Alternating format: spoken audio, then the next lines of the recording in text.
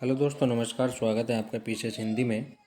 आज हम DIS का जीएस का टेस्ट पेपर सॉल्व कराएंगे। इससे पहले हम DIS का हिंदी का पेपर सॉल्व कर चुके हैं। हम डेली एक टेस्ट पेपर सॉल्व कराएंगे, ठीक है। हम आपको DIS के अलावा पीसीएस मंत्रा, जीएस वर्ल्ड के टेस्ट पेपर सॉल्व कराएंगे। इन सभी टेस्ट पेपर की PDF भी हम आपको देंगे, ठीक है। इसके लिए आपको हमारे चैनल से जुड़ना होगा, हमारे चैनल को सब्सक्राइब करना होगा, ठीक है। और चैनल को सब्सक्राइब करना ना भूलें। हम आपको जीएस वर्ल्ड, पीसीएस मंत्रा, DIS के RO, ठीक है, RO के लिए सारे टेस्ट पेपर कराएंगे और इसकी PDF भी आपको बिल्कुल फ्री देंगे, ठीक है। चलिए, आज का हमारा जो टेस्ट पेपर है वो DIS का है। DIS का टेस्ट पेपर जो हुआ था, पहला टेस्ट पेपर है ये। DIS का जीएस का फुल लेंथ टेस्ट होगा, 140 क्वेश्चन, 140 नंबर के, ठीक है। चलिए शुरू करते हैं आज का अपना पहला टेस्ट पेपर, ठीक है। RO का है, प्री का टेस्ट पेपर फर्स्ट है। और इसमें सामान्य अध्ययन फुल टेस्ट और करंट अफेयर ये सब दिया हुआ है, ठीक है। ये सब दिया हुआ है। सामान्य अध्ययन full test current affair 140 number का है, DIS का है, ठीक है। सीरीज नंबर A है। चलिए शुरू करते हैं, आगे बढ़ते हैं। इंग्लिश में भी है, हिंदी में भी है, लेकिन हम हिंदी को पढ़ाएंगे, ठीक है। पहला क्वेश्चन है हमारा। पहला क्वेश्चन है कि निम्नलिखित कथनों में या पर विचार करें। पिट्स इंडिया एक्ट 1784 द्वारा कंपनी के कार्यों पर ब्रिटिश सरकार का पूर्ण नियंत्रण स्थापित हो गया। ऑप्शन नंबर 2 है कि इस एक्ट के तहत मद्रास एवं बम्बई के गवर्नर को बंगाल के गवर्नर जनरल के अधीन कर दिया गया, ठीक है। किसके अधीन कर दिया गया? ये पहला स्टेटमेंट और दूसरा स्टेटमेंट, ये आपको बताना है। उपरोक्त कथनों में से केवल एक सत्य है, केवल दो सत्य है, एक तथा दो दोनों सत्य है, और न तो एक और न दो सत्य हैं, ठीक है। ये आपको बताना है। तो इसका जो आंसर होगा वो होगा A।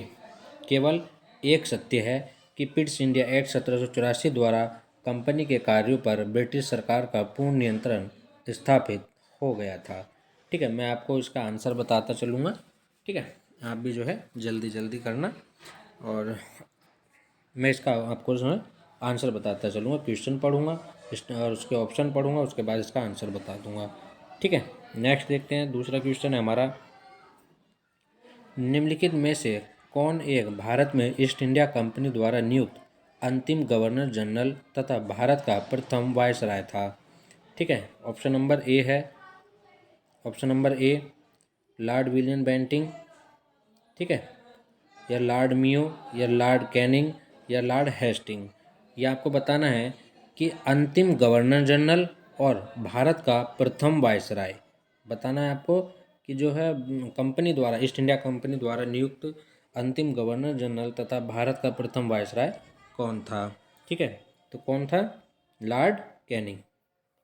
लॉर्ड कैनिंग जो है वो ईस्ट इंडिया कंपनी द्वारा नियुक्त अंतिम गवर्नर जनरल था और भारत का प्रथम वायसराय था, ठीक है। दूसरा देखते हैं, इम्पोर्टेंट क्वेश्चन है ये। इम्पोर्टेंट क्वेश्चन है, कई बार पूछा गया है कि 2 दिसंबर 1946 को गठित अंतरिम सरकार के संबंध में निम्नलिखित युग्मों में से कौन सा सही सुमेलित है।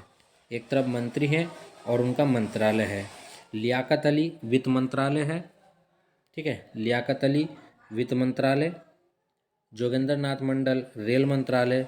जगजीवन श्रम मंत्रालय।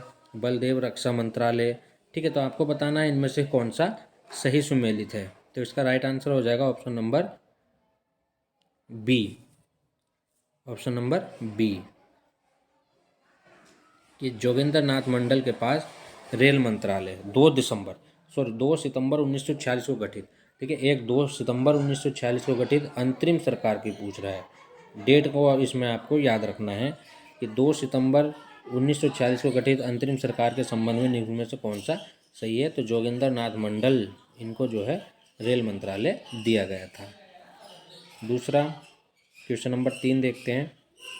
निम्नलिखित संवैधानिक संशोधनों में कौन सा या से 8वीं अनुसूची से संबंधित है।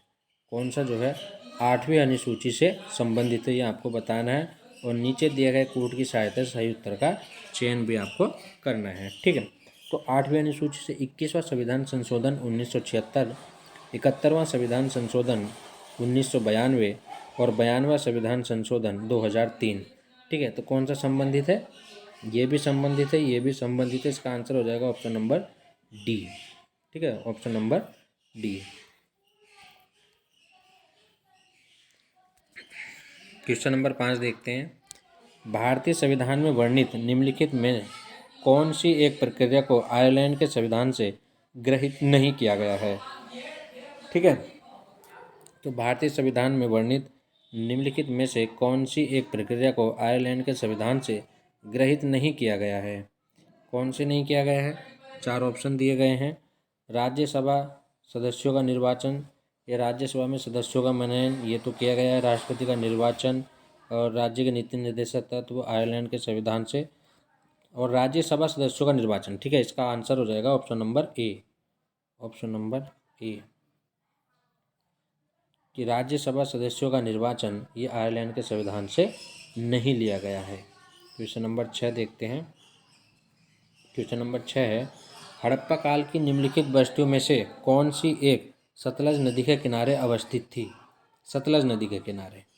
हड़प्पा, कालीबंगा, रोपड़ या लोथल?